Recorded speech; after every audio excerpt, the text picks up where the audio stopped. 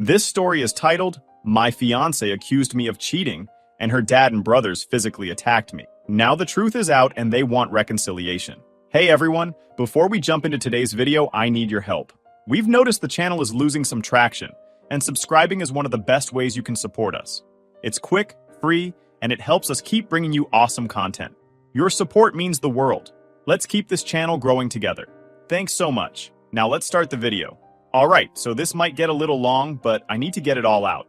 I'm 28, just a regular dude with a stable office job, a decent apartment, and what I thought was a pretty straightforward life. About a year ago, I met the woman I thought I'd spend forever with. Let's call her Emma, 26 female. She was everything I thought I wanted. Smart, funny, and had this way of making me feel like I could take on the world. We dated for a little over a year before I proposed. Nothing fancy, just something private between the two of us. She said yes. And honestly, I thought I'd won in life.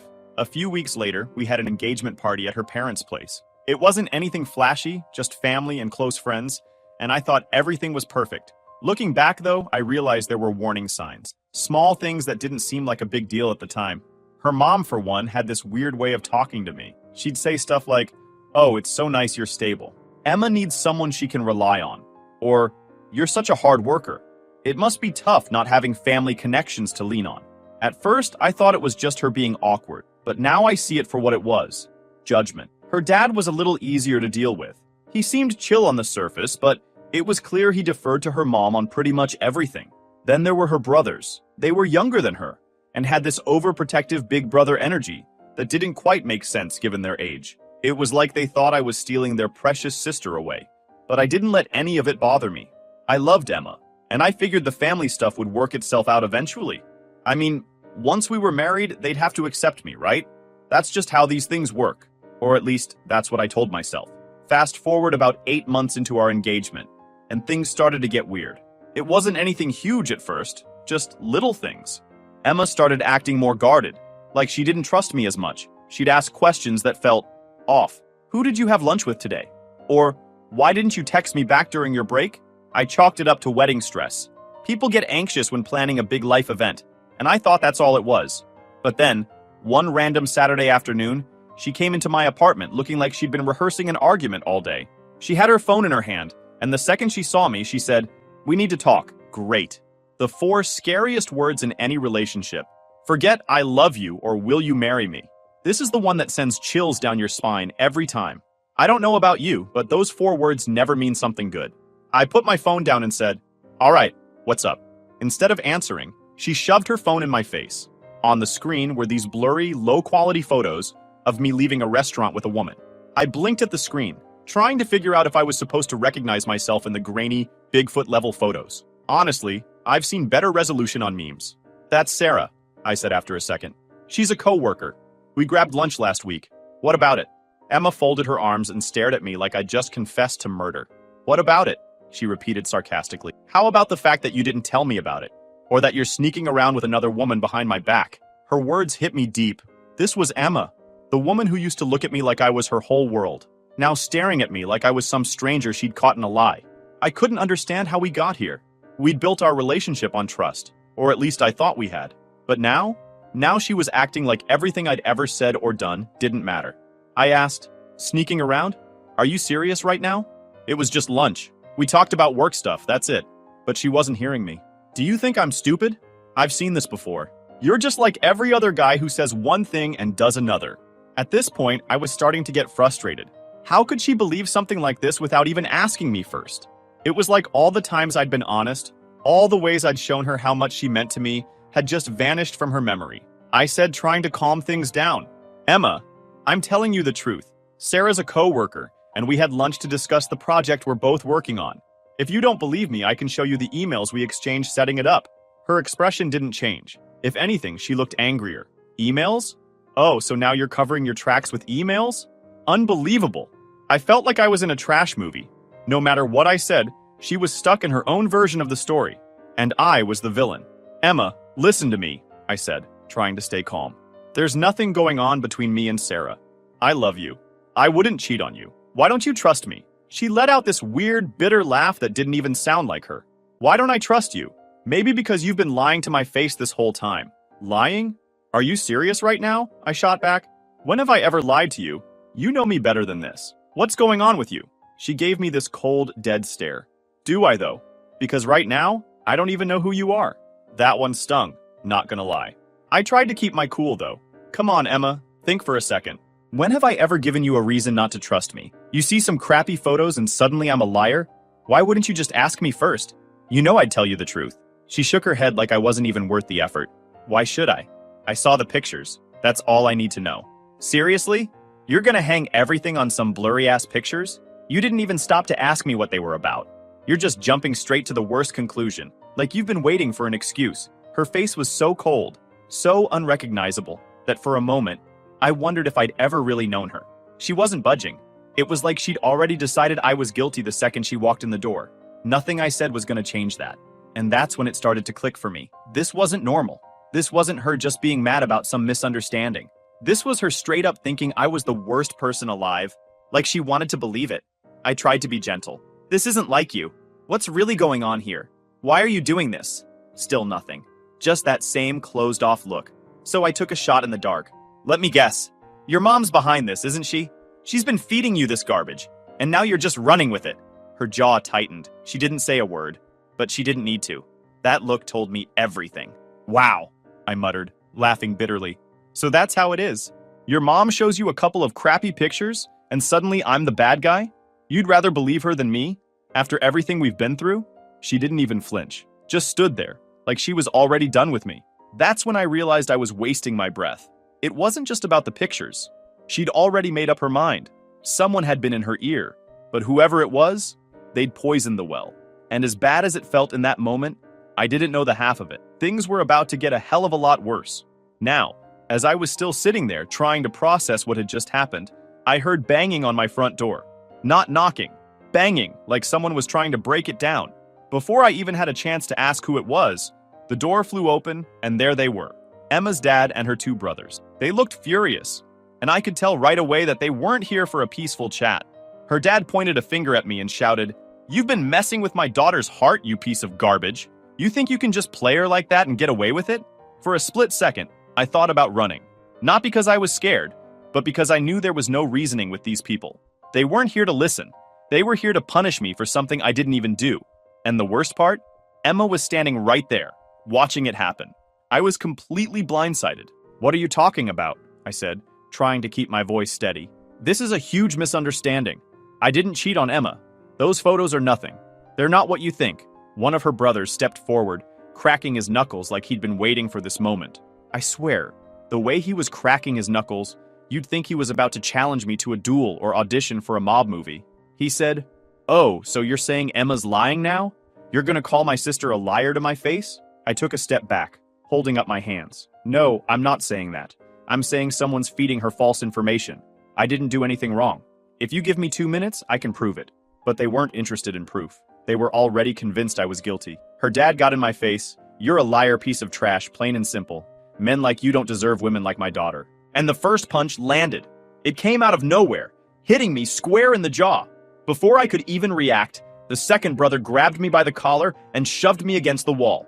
The lamp on my side table crashed to the ground, and I felt a sharp pain shoot through my shoulder. I caught a glimpse of Emma out of the corner of my eye. She was just standing there, arms crossed, like she was watching a bad reality show. No shock, no attempt to stop them. Nothing. How could she let this happen? How could she let them hurt me and say nothing? I tried to defend myself, but it was 3 thugs against 1.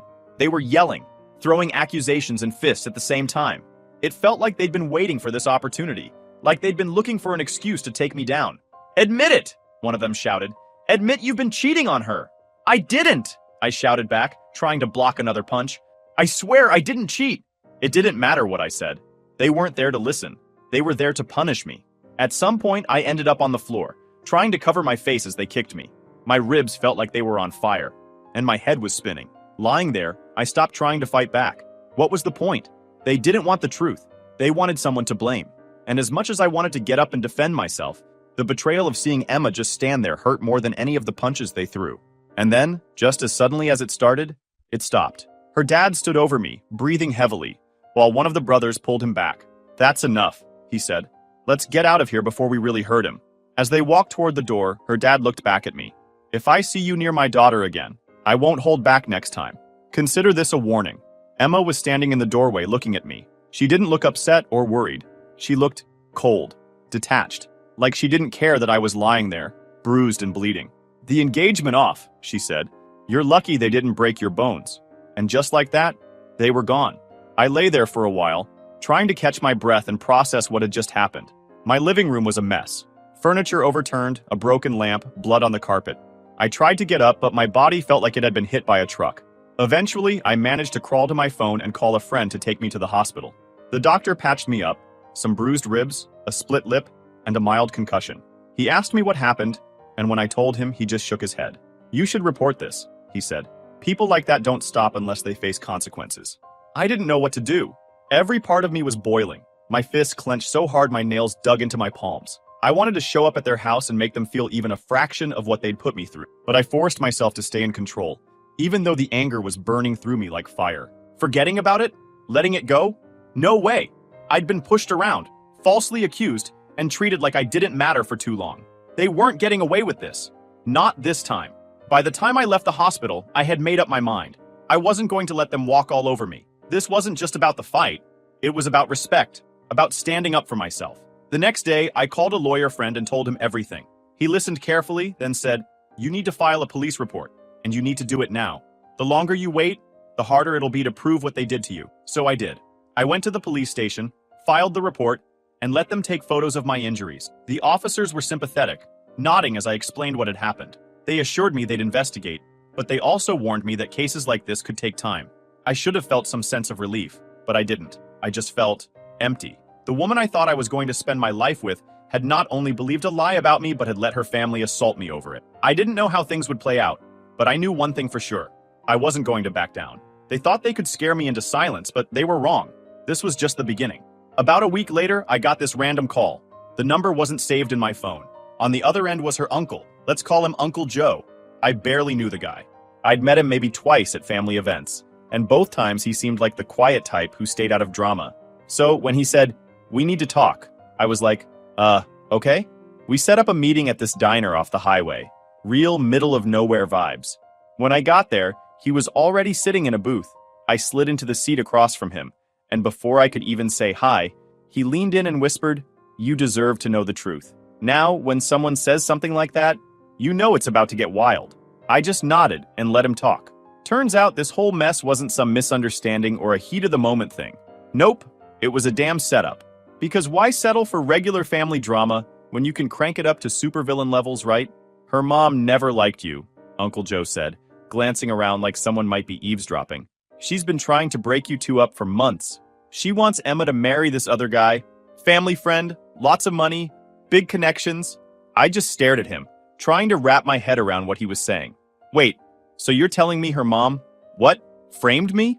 He nodded, looking kind of guilty, like he felt bad for even being related to these people. "She hired someone to follow you, take those pictures, and make it look like you were cheating. Then she started spreading rumors, telling Emma you had a double life or some nonsense." "You've got to be kidding me," I said, leaning back in the booth. "And Emma just bought it? No questions asked?" He said that her mom's persuasive, and Emma's always been kinda, let's just say, easy to influence. At this point, I was pissed.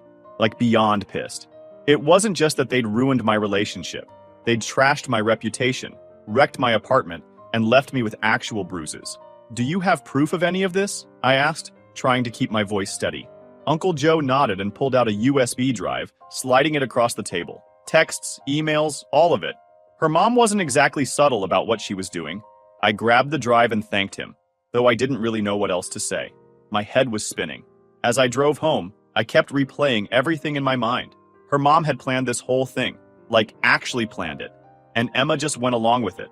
By the time I got back to my place, I was fuming. I plugged the USB into my laptop and started scrolling through the messages. Sure enough, there it all was in black and white. Her mom texted Uncle Joe's wife about hiring a photographer, telling Emma, "He's not good enough for you," and even coaching her on how to confront me. It was all there. The lies, the manipulation, the betrayal. I forwarded everything to my lawyer and called him up. "Dude, you're not gonna believe this," I said. He listened as I explained, then said, "This changes everything. We're not just looking at assault charges anymore. This is premeditated. We're talking conspiracy. For the first time in days, I felt like I had some control over the situation. I wasn't just going to sit back and let these people ruin my life. The next morning, I handed the evidence over to the police. The detective who took my statement raised an eyebrow as he skimmed through the texts. "This is pretty damning," he said. "We'll be in touch." By now, word had gotten back to Emma's family that I'd filed charges. That's when the call started. Her dad left a voicemail saying we needed to work this out like adults. One of her brothers texted me some half-assed apology about how they might have overreacted. And Emma? She sent this long, rambling text about how she was so confused and didn't know who to believe. Yeah, sure. Now she's confused. Where was all this doubt when her family was rearranging my face? I ignored them all. I wasn't about to let them guilt me into dropping the charges. They wanted to play dirty? Fine. Let's see how they handle it when the law gets involved. But even as I stood my ground, I couldn't shake this nagging feeling of disappointment. Emma had been the one person I thought I could trust. I'd planned to spend my life with her, and now she was just gone. Still, I wasn't about to let that stop me from fighting back. If they thought I was just going to roll over and take this, they had another thing coming. So, after handing over the proof to the cops, I figured things were about to get serious. What I didn't expect was how quickly Emma's family would start freaking out. I mean, these people went from, "We're gonna ruin your life," to, "Let's be reasonable," in record time. First, her dad called me. I didn't even recognize the number at first. But when I picked up, there he was, sounding all nervous. "Hey, we might have overreacted," he said, his tone way softer than the last time we'd spoken. "Let's talk this through. No need to involve the police?" I almost laughed. This was the same guy who was ready to knock my teeth out a week ago, and now he wanted to play nice? "Talk to my lawyer," I said, keeping it short and hanging up before he could say anything else. Next came her brother, one of the ones who'd thrown punches. He texted me this long message about how they were just protecting their sister, and things got out of hand. He ended it with, "Let's settle this like men." Right, because real men ambush people in their own homes. I didn't even bother replying. And then there was Emma. She sent me a text from a different number. And honestly, just seeing her name pop up on my phone made me nauseous. Her message was all over the place. She said she was so sorry that she'd been manipulated, and that her mom had convinced her I was cheating. "I didn't know what to think," she wrote. "Can we please talk? I miss you." Yeah, no, I wasn't falling for that. Where was this doubt when her family was trashing my place and leaving me with bruises? She had plenty of chances to talk to me, to ask for my side of the story, but she didn't. And now that the truth was out, she wanted to act like none of it happened. I left her on red. Meanwhile, my lawyer was loving the new evidence. "This isn't just a solid case," he said. "It's a slam dunk. They assaulted you based on fabricated evidence. The texts show clear conspiracy, and your injuries back it all up. They're in deep trouble." Hearing that felt good. But it wasn't like this was going to be an instant win. The cops were investigating, and that was going to take time. Still, knowing the law was on my side made it easier to deal with the constant calls and texts from Emma's family. A couple of days later, the first big development hit. My lawyer called to let me know the police had issued warrants for her dad, her brothers, and her mom. They were being charged with assault and conspiracy, and the cops weren't wasting any time. Apparently, when they showed up to arrest her dad and brothers, the two hotheads tried to argue with the officers. "We were defending our family," one of them yelled. The cops weren't buying it. They'd seen the evidence and knew the difference between defending your family and premeditated assault. The best part? Her mom didn't see it coming. She'd been running around acting like she was untouchable, and then, bam, the police showed up at her door. From what I heard, she immediately tried to play the victim. "I was protecting my daughter. I didn't mean for things to go this far." Yeah, sure. You just accidentally hired someone to frame me and accidentally got your family to assault me in my own home?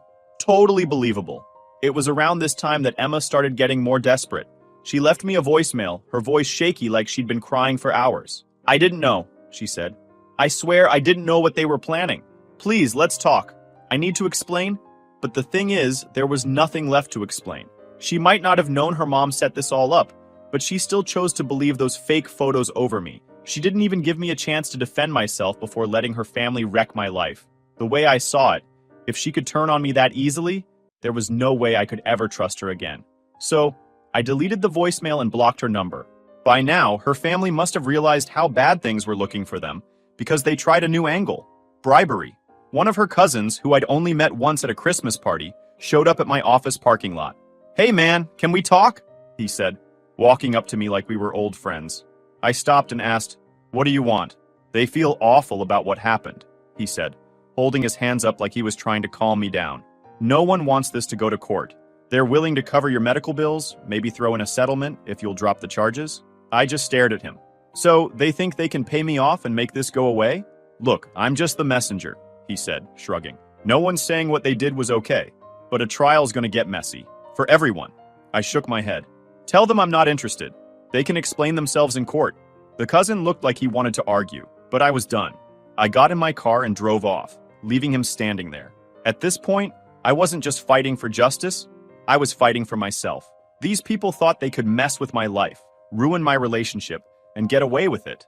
They were about to learn how wrong they were. During the few days after they tried to bribe me, Emma kept blowing up my phone again through her friends, texts, emails, calls. I didn't listen to most of them, but one caught my eye. She said something about wanting to meet up and set the record straight. At this point, I was done with her, but my lawyer told me I could meet her as long as I wasn't alone. So, I agreed, not to listen to her, but to put an end to this. I brought a friend along to witness everything. We met at a cafe near the courthouse. When she walked in, she looked like a mess. Her eyes were red, and she had this look on her face like she'd just lost everything, which honestly, she kinda had. She sat down across from me and immediately started crying. I'm so sorry, she said, her voice shaking. I didn't know what they were planning. I thought you cheated. My mom convinced me you were lying to me. I just sat there, letting her talk. She went on about how scared she was of her family, how she felt pressured to believe them, and how she regretted everything. When she finally stopped, I leaned forward and said, if you loved me, you would have asked for my side. You had a choice, to trust me or to trust them, and you chose them. That's not love. Her tears started flowing harder. I was confused, she sobbed. I didn't know what to do. I shook my head. Confused or not, you let them beat me up in my own home. You stood there enjoying watching it happen. And now, you think an apology is enough to fix that? She reached for my hand, but I pulled away. It's too late, I said. They're facing the consequences for what they did. And so are you. This is over. Don't call me again. I stood up, left her sitting there crying, and walked out with my friend. That was the last time I saw her in person. The trial came not long after that. My lawyer prepared me for everything, and when the day arrived, I was ready. I testified about the assault, how they barged into my apartment, ignored my attempts to explain, and beat me until I was bleeding. The prosecutor presented the text messages, the photos of my injuries, and even the USB drive with all the proof of the conspiracy. The uncle came through too. He testified about everything he'd told me, how her mom had planned the whole thing, how she'd manipulated everyone into believing her lies. It was airtight. The defense tried their best, but their arguments were weak. Her dad and brothers claimed they were defending their family's honor, but the jury didn't buy it. Her mom tried to downplay her role, saying she was just worried about her daughter, but the texts painted a different picture. When the verdict came in, guilty, I didn't feel happy. I didn't even feel relieved. I just felt done, like this whole nightmare was finally over. Her dad and brothers got prison time for aggravated assault, and her mom got time for conspiracy. They'd all have criminal records now, and good luck shaking that off. Emma wasn't charged, but her reputation was wrecked. Everyone in her community knew what happened, and she became the girl who believed lies and ruined everything. After the sentencing, she tried to contact me again. I didn't even bother listening to the voicemail.